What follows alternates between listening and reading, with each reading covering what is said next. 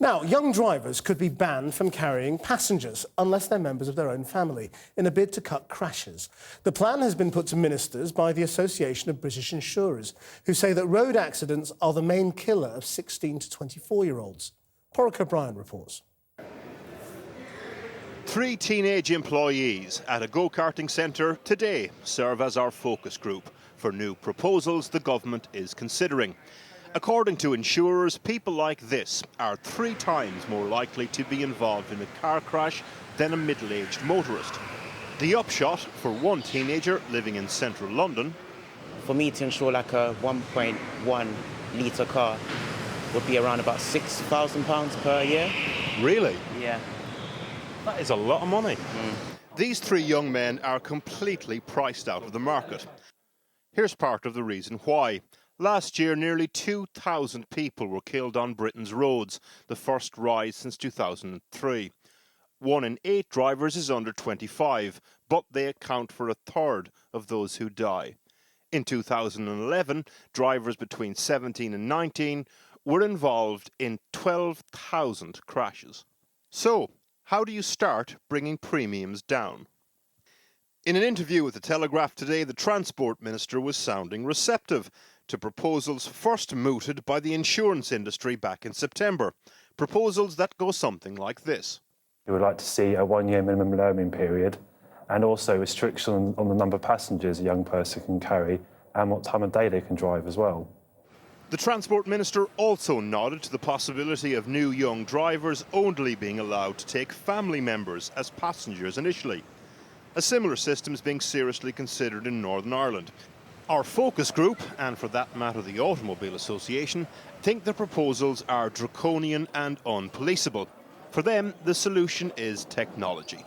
Friends of theirs are opting for a tailored insurance package.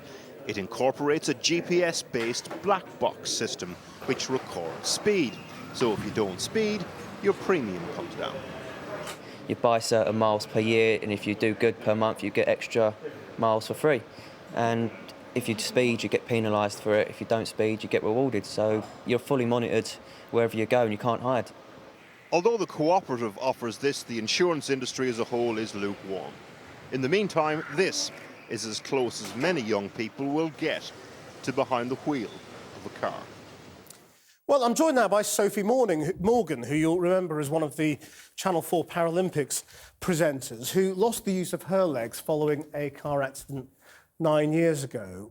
What happened to you? I mean, were you a young person trying to impress your friends? I was exactly that. I was your stereotypical textbook teenager. I just learnt to drive, and I was driving home from a party, and I had a car full of friends, and I was driving too fast, completely inexperienced, very naive, and lost control, and as a result broke my back.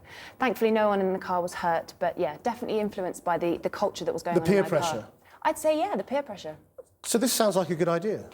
I don't know. I think there are elements of it that are good, but I think these post-test restrictions maybe should be a last resort. There are things in place now, like Drive IQ, for example, which I'm an ambassador for, which would enable better education for young people. Now this is a bit of software that we can have a look at roughly what it does. This is to get people practicing road sense as teenagers. That's right, and what it does is it's bringing something new into the driving process that we don't really have at the moment. It's saying, come on, you can be influenced by the passengers in your car. Why aren't we thinking about that? You know, we're not taught that when we're learning. We're taught, to drive the car, you know, the technicalities of driving, steer, signal, manoeuvre. Those are the things we're taught, but we know now that's not working. The statistics are showing we need to change the way that young people learn to drive. But ultimately, even things like that are really just teaching you what to do. They're not teaching you how to deal with the pressure of being excited at 11:30 at night and you're driving home from the pub or from a night out or whatever it is,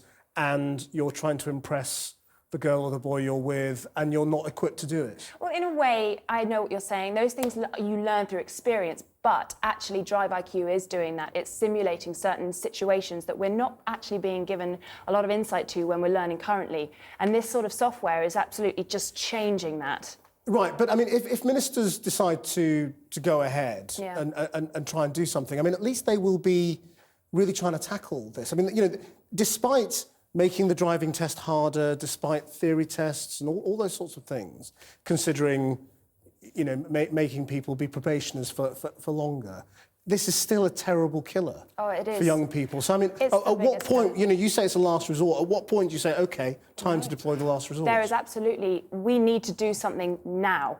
I mean, I'm saying that education needs to be improved, and that's why I'm advocating the use of Drive IQ. But there are lots of things that need to be done. We do need to tackle this issue, and it's right that we're having this conversation right now. It is the biggest killer of young people. 1 in 5 young people are going to crash, just like me. And everyone out there thinks, oh, it won't be me. You know, it's going to be my friend. It's just not going to happen, but it does happen. OK, Sophie Morgan, thank you very much. Thank you. After the break, all the day's sport and a new Sleeping Beauty for the 21st century. Matthew Bourne's take on the traditional Christmas ballet features male fairies, a new love interest and vampires.